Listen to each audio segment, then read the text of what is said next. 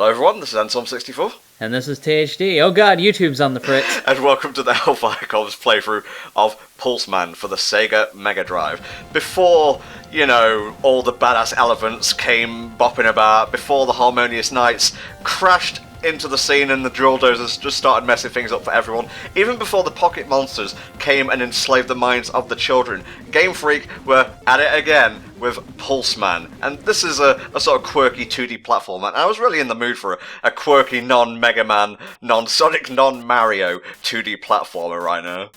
You only got in the mood because we watched that episode of Game Center CX where Arino played this game. Yeah, that was a really good episode, though. It was a good episode. I'm not denying that at all. And Pulseman is really kind of an underrated classic, I think, of the Sega Genesis, even more so than Rise Star. I mean, it still holds up fairly well, I think. Ooh, I'm not sure if it's better than Rise Star. That's putting Pulseman on a really electrical high pedestal, though. I never said it was better than Rise Star. Rise Star is my premier favorite Sega Genesis underrated, even though everybody knows about it now kind of game. But Pulseman, I think, is still pretty quality in a lot of ways. Mm-hmm. So before we get to the lore, just a little bit of backstory in regards to Pulseman. I believe it was only commercially released, as in on a cartridge in Japan, and I think in America you guys got it via the Sega channel. I'm not sure if that extends to Europe though, but it was finally released worldwide on the Wii's Virtual Console in 2009, and when the game was first announced, Pulseman was originally named Spark. And I noticed that here you're actually playing a translated version, which is strange because when I originally played it, I played the original Japanese kind of release, which doesn't really matter because there's that beautiful Sega Genesis sound chip with the heavily digitized, English audio anyway. So okay. It was like shock arrow, Volteca. So basically back there we just kind of saw a sort of intro for Pulseman. He's basically an electric freak love child between a human and an AI. Yeah, oh, Jesus. I think, Dr. Shakui Yoshiyama, he basically created his own waifu, went into the digital realm, had a kid with his digital sea life waifu, and Pulseman was born. Half human, half sea life. I think the C stands for computer, but don't quote me on that. So is this like Steven Universe, but with Mega Man Battle Network instead? I should have never introduced you to that show. Well, this is your fault. You better deal with it, man. Okay, I'm just going to show off a few of his moves right here. Pulseman, he's got, his standard melee attack. He can do a flip like this, and you'll notice when he picks up a charge, and you can either do this by running or tapping left twice or right twice, to dash. And you can do the Volteca, which is essentially a kind of diagonal dash.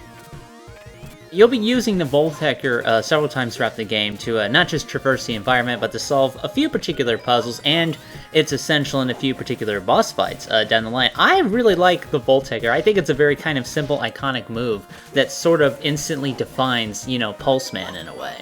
And if it looks familiar to you, if you're a fan of Super Smash Bros., you may recognize it as Pikachu's Volt Tackle maneuver. In fact, I think Volteca in Japanese literally means Volt Tackle.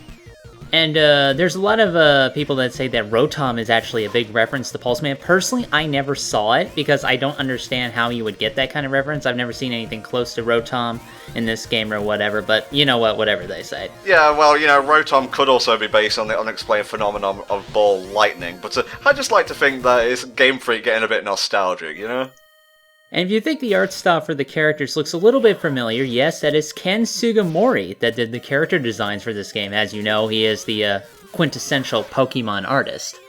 Do you miss his old style of, shading and whatnot? I kind of do. I mean, these days with, ironically, technology has advanced so much, we get the digital painting and things like that, but I much preferred, the more painterly kind of style he used to have with his coloring.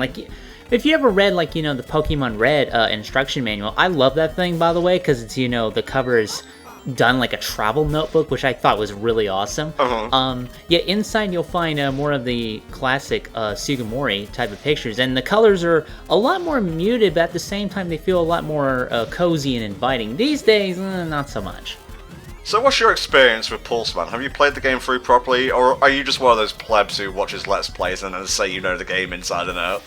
I haven't beaten Pulseman, but I did play most of it. I kind of admittedly got stuck near the end at a particular segment, which I'll talk about. But I did play I played the original, Sega Genesis version, not with a cartridge, God no, because that would involve buying things off eBay, and this would probably be hideously expensive online. But other than that, I have played this game. I do, really like this game, and I admittedly don't know a lot about it. There's not really a lot of Pulseman info out there. I only know like a few hints and bits of trivia here and there, and that's like it. Right now we're going to save a bunch of people who are currently, I think, being like held hostage in a TV studio right here. Now, I believe they're being held hostage by, of course, since this is a Ken Sugimori type of game, we've got to have an evil team of some sorts. And the organization that Pulseman is fighting is called the Galaxy Gang, which, yes, really kind of sounds like a predecessor to Team Galactic when you think about it. Oh, God, I hate those dorks. Yeah, those were the guys with the fucking, was it Team Plasma? Team Plasma was the Knights, the Knight Templars. And Galactic, they all had the same stupid, I cut my hair myself kind of haircut. Cuts, yeah.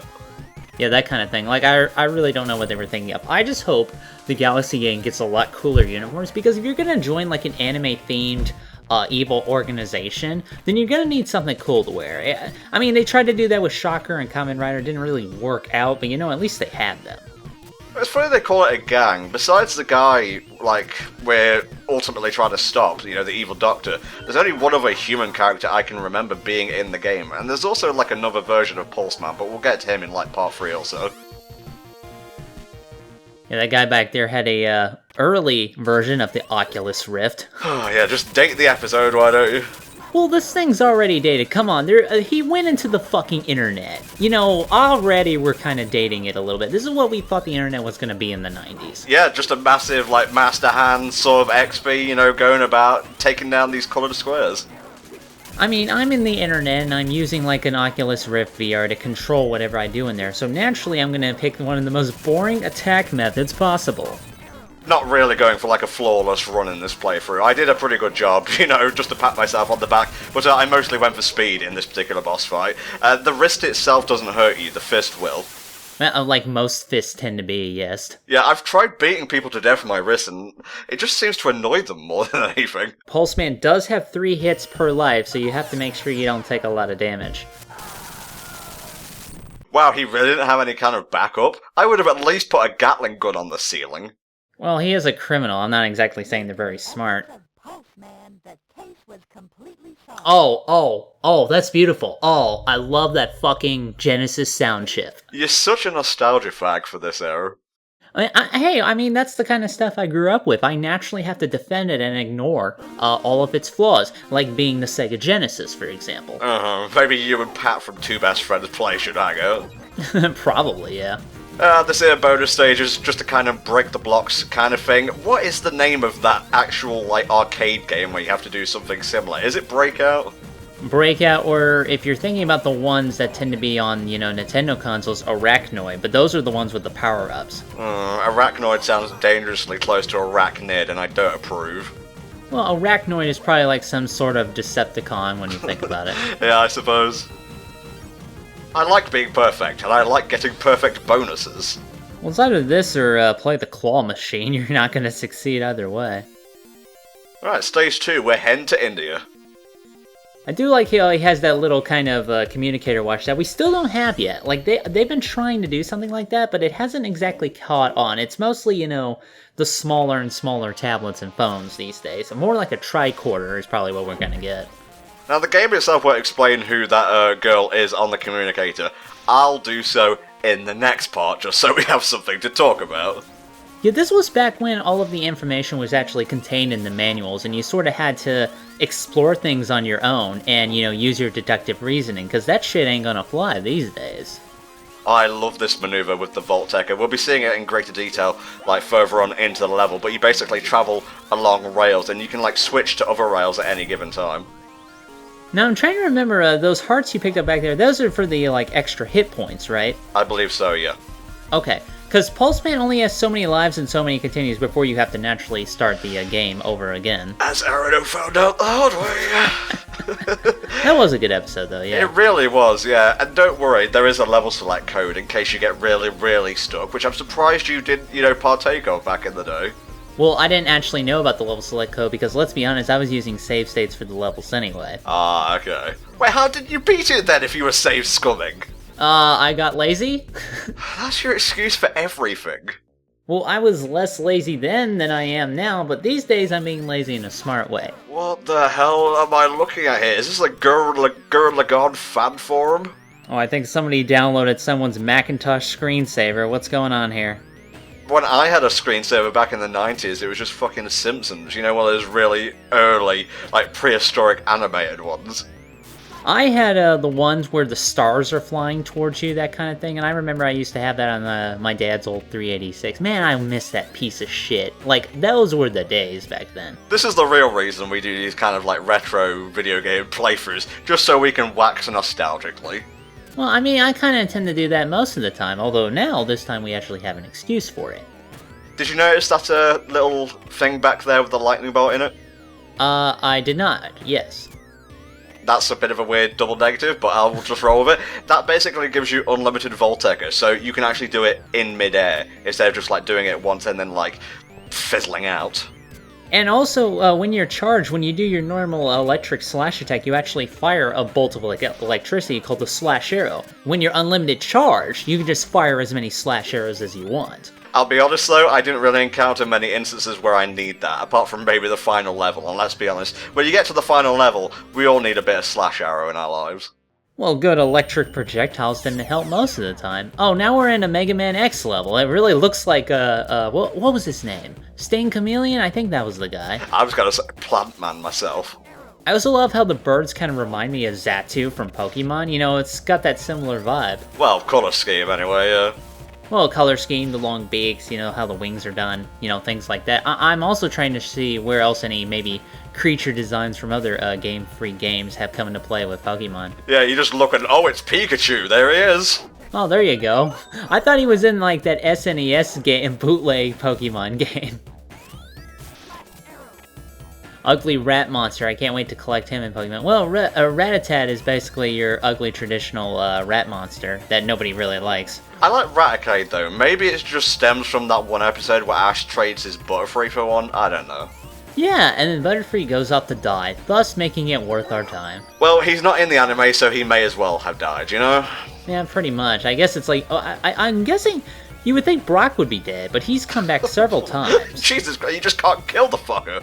That's true. I mean, he's basically a comic book character at this point. He just keeps getting resurrected by DC over and over. Who wants a lame boss? Did somebody call for a stupid-looking boss? There you go.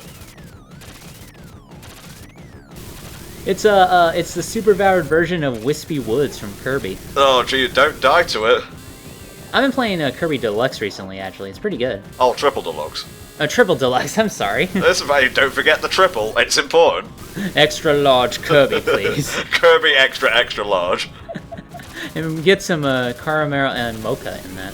We really do need to cover a Kirby game one of these days. Maybe leave a comment, tell us which ones we should do first. I would promptly ignore them and do my own. No, I'm just kidding.